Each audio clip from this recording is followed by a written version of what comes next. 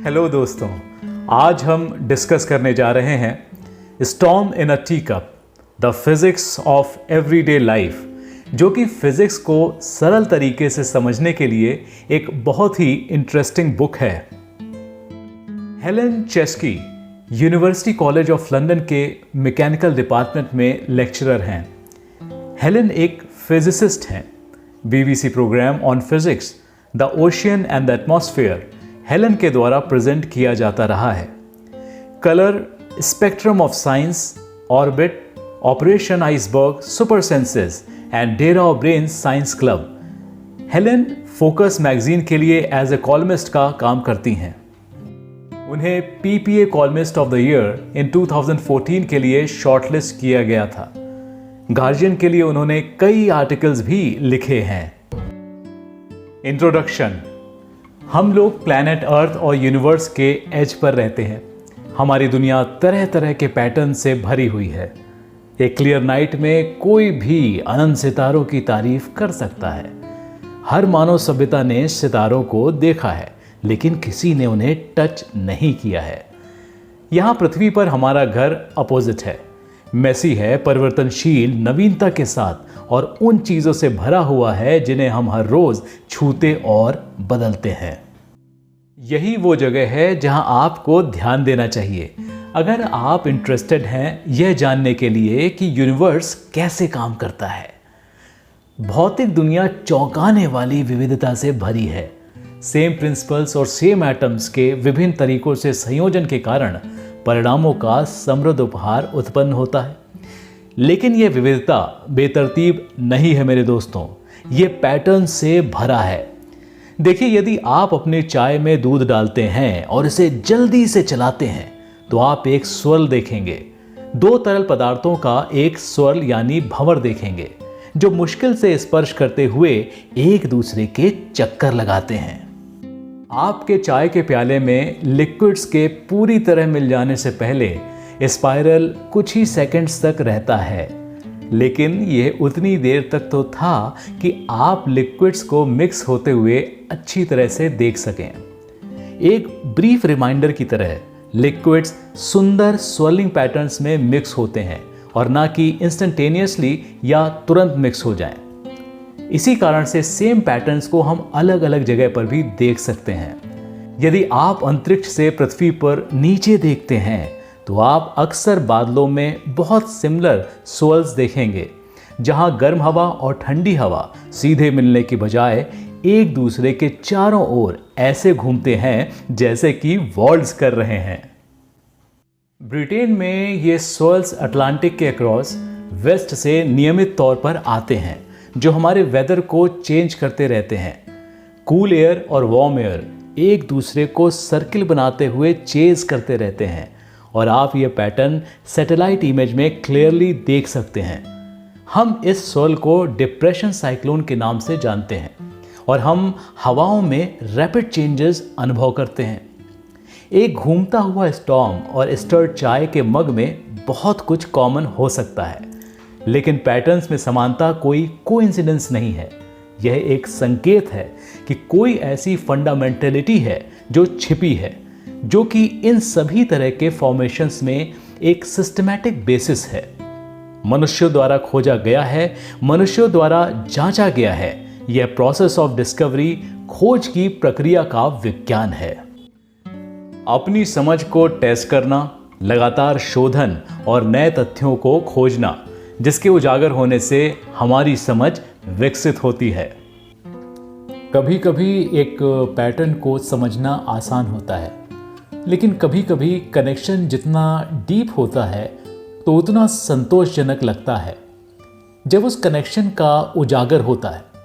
उदाहरण के तौर पर आप ये शायद सोचेंगे कि एक बिच्छू और साइकिलिस्ट के बीच में ज़्यादा समानता नहीं है, लेकिन आपको बताएं कि वे दोनों समान साइंटिफिक ट्रिक इस्तेमाल करते हैं जो उनके सर्वाइवल के काम आता है।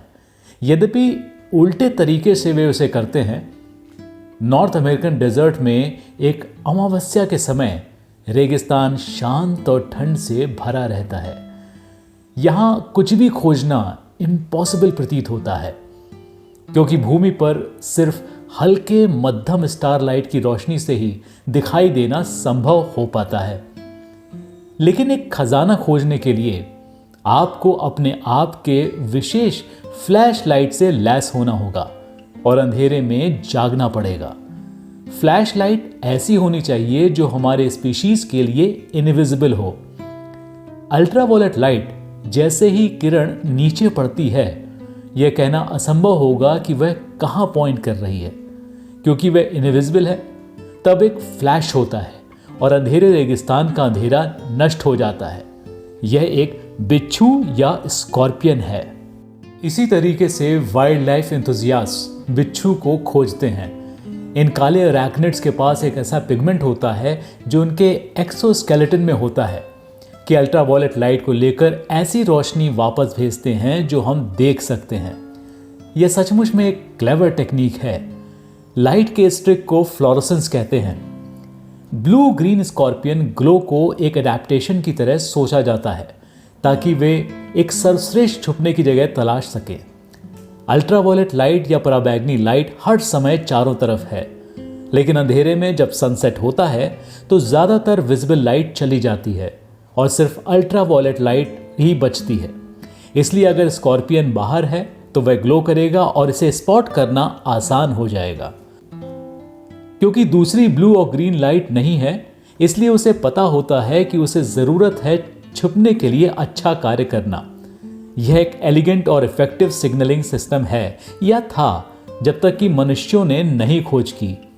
इस तरह का फ्लोरोसेंट एक सुंदर फ्री लंच की तरह है मनुष्यों के लिए। हम अवेयर नहीं हैं अल्ट्रावायलेट लाइट, जो पहली बात है। इसलिए हम कुछ लूज नहीं करते जब यह एक ऐसी चीज में बदल जाती है जिसका हम इस्तेमाल कर सकते हैं। यह आकर्षक लगता है कि ऐसा भी होता है। लेकिन मेरे लिए सच्ची खुशी यह है कि अपने आप में फिजिक्स का एक इंटरेस्टिंग फैक्ट है। यह एक टूल है जो आप अपने साथ लेकर चलते हैं। इसकी कहीं भी ज़रूरत पड़ सकती है।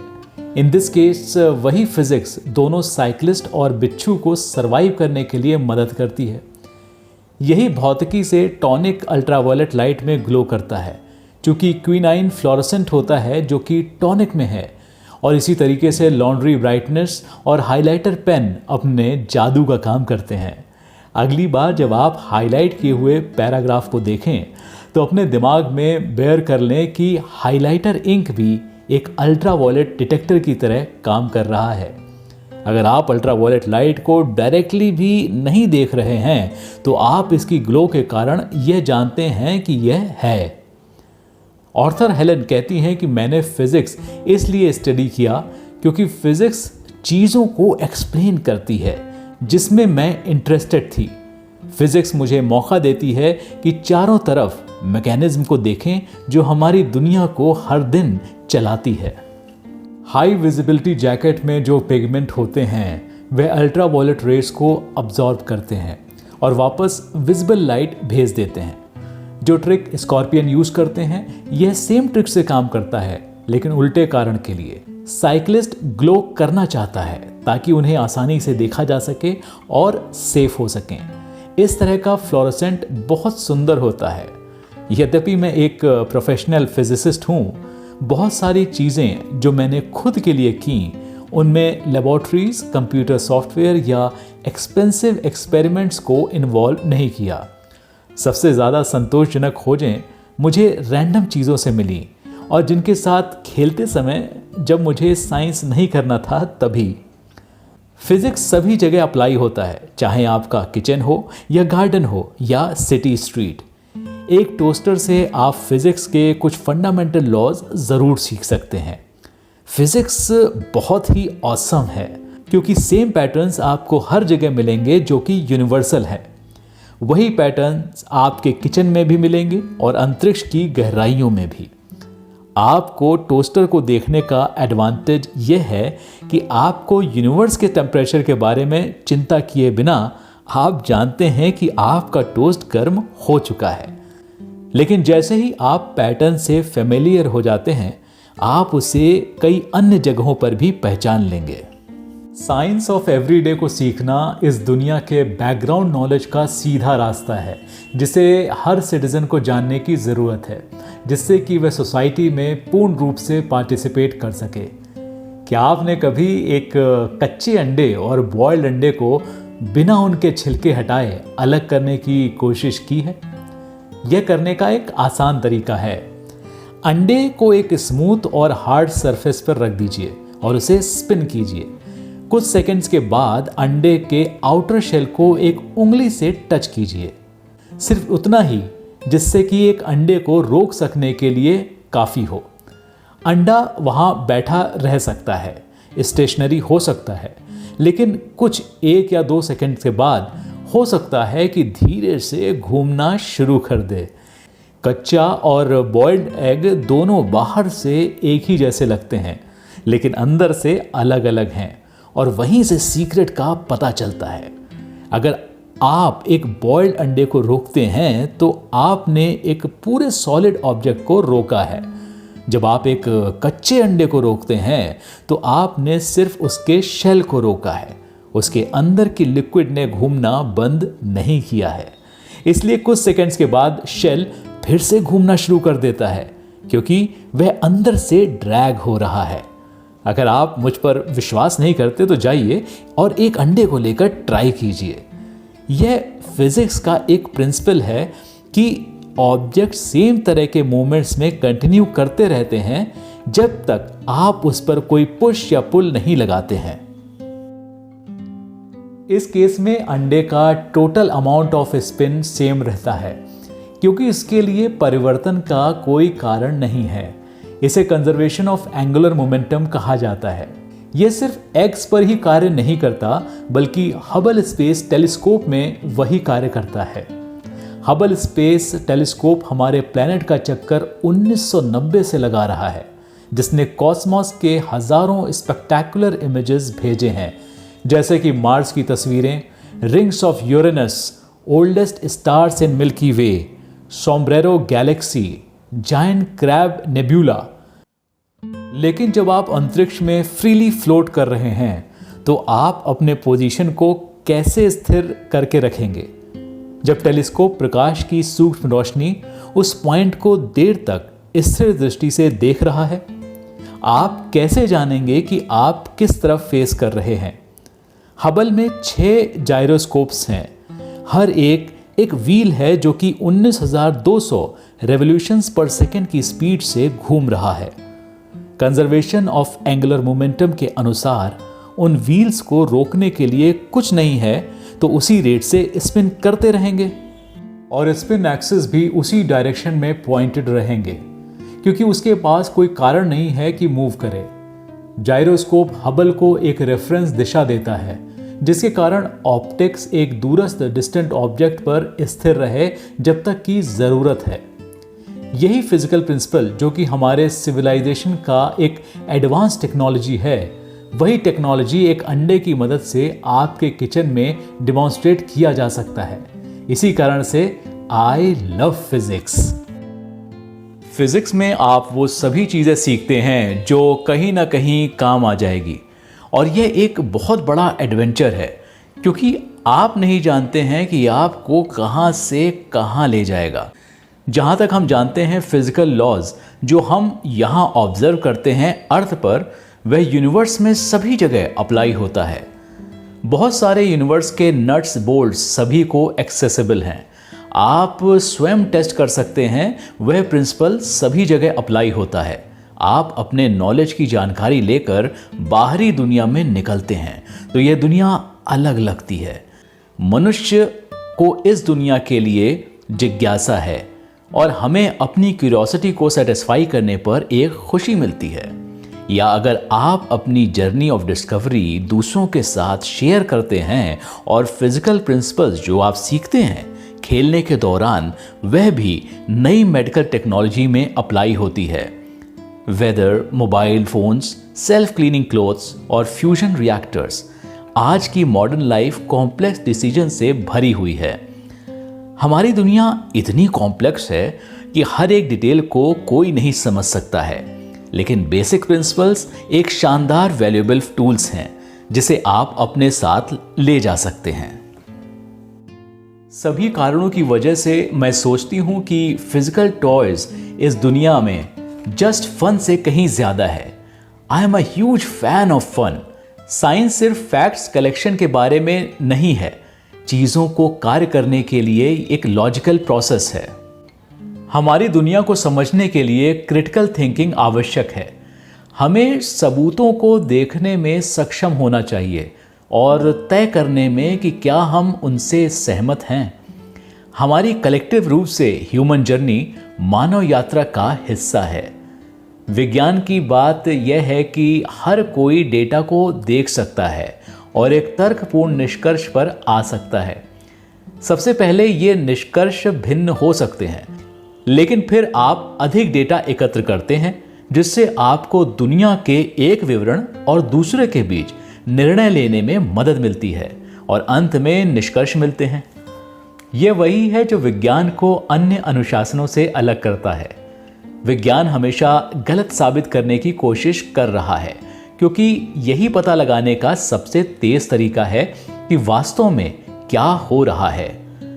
दुनिया के साथ खोज करने के लिए आपको एक योग्य वैज्ञानिक होने की आवश्यकता नहीं है।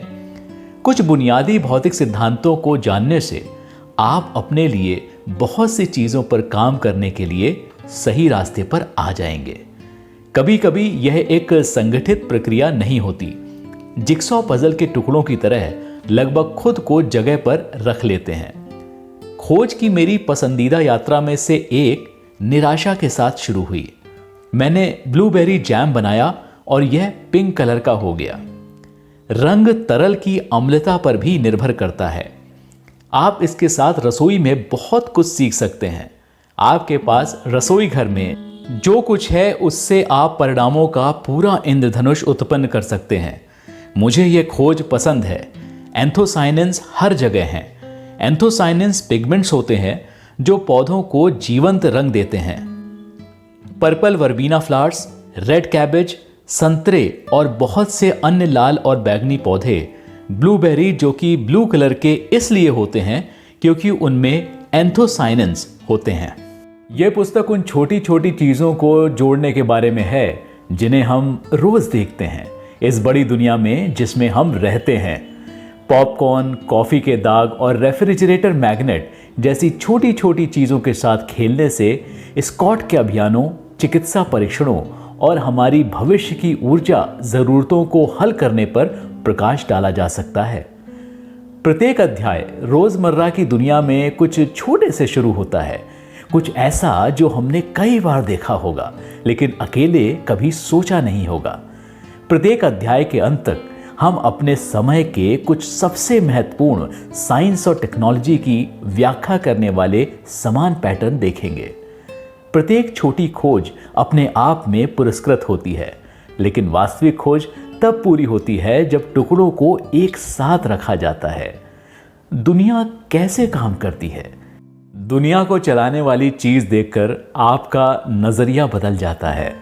यह जगत फिजिकल पैटर्न का एक मोज़ैक है और एक बार जब आप मूल बातों से परिचित हो जाते हैं तो आप यह देखना शुरू कर देते हैं कि वे पैटर्न एक साथ कैसे फिट होते हैं। मुझे आशा है कि जैसे जैसे आप इस पुस्तक को पढ़ेंगे वैसे वैसे अध्यायों की मदद से दुनिया को देखने का एक अलग तरीका विकसित होगा।